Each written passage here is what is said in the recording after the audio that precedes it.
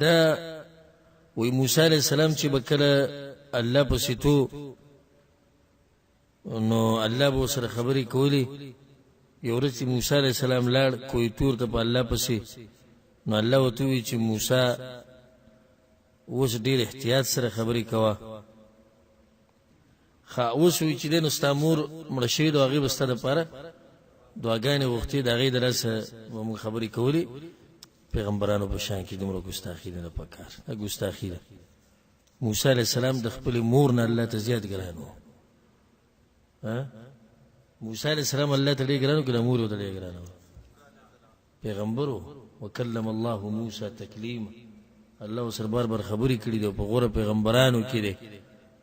او د مور به دعاګانې کوله، الله ورته به وایي چې احتیاط کوله. مخکې د بې احتیاطي کوله، مخکې د بې ادبي کوله، چې به دا خبرې کوي. سړی چې کله خبره کوي لږ سوچ سمج سره، د یو ملا قصه واورئ، په هغې کې هم لږ سوچ کوئ. د دې مولیانو ړوند تقلید مه کوئ چې د هغوی پټ هم راغستي او په خپله غاړه کې هم اچولي چې مولوي صاحب ته هم چېرته تاوی تاوه هم داسې مه کوئ.